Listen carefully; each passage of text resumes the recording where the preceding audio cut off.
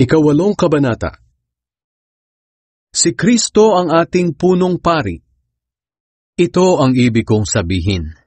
Mayroon na tayo ngayong punong pari na nakaupo sa kanan ng trono ng kataas-taasang Diyos sa langit. Naglilingkod siya bilang punong pari sa pinakabanal na lugar na hindi tao ang gumawa, kundi ang Panginoon mismo. Ang bawat punong pari ay itinalagang mag-alay ng mga handog at kaloob. Kaya kailangan na maihandog din ang punong pari natin. Kung nandito pa siya sa lupa, hindi siya maaaring maging pari dahil mayroon ng mga paring nag-aalay ng mga handog ayon sa kautusan. Ang pag-aalay na ginagawa nila ay anino lang ng mga bagay na nangyayari roon sa langit. Sapagkat nang itatayo na ni Moises ang toldang sambahan, mahigpit siyang pinagbilinan ng Diyos. Kailangang sundin mo ang planong ipinakita ko sa iyo sa bundok.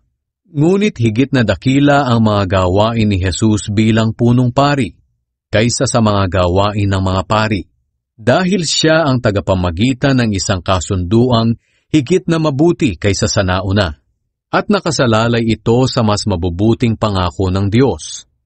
Kung walang kakulangan ng unang kasunduan, hindi na sana kailangan pang palitan. Ngunit nakita ng Diyos ang pagkukulang ng mga taong sumusunod sa unang kasunduan. Kaya sinabi niya, darating ang panahon na gagawa ako ng bagong kasunduan sa mga taga-Israel at taga-Huda. Hindi ito katulad ng kasunduang ginawa ko sa mga ninuno nila noong akayin ko sila palabas sa Ehipto.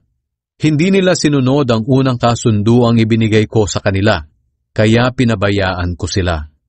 Sinabi pa ng Panginoon, ito ang bagong kasunduan na gagawin ko sa mga mamamayan ng Israel pagdating ng araw na iyon. Itatanim ko sa isipan nila ang mga utos ko, at isusulat ko ang mga ito sa mga puso nila. Ako ang magiging Diyos nila, at sila naman ang magiging bayan ko. Hindi na nila kailangan pang turuan ng mga kababayan o kapatid nila na kilalanin ng Panginoon, sapagkat kikilalanin nila akong lahat, mula sa pinakamababa hanggang sa pinakadakila, sapagkat patatawarin ko ang kasamaan nila at lilimutin ko na ang mga kasalanan nila. Nang sabihin ng Diyos na may bago ng kasunduan, malinaw na pinawalang bisa na niya ang nauna, at ang anumang wala ng bisa at luma na ay mawawala na lamang.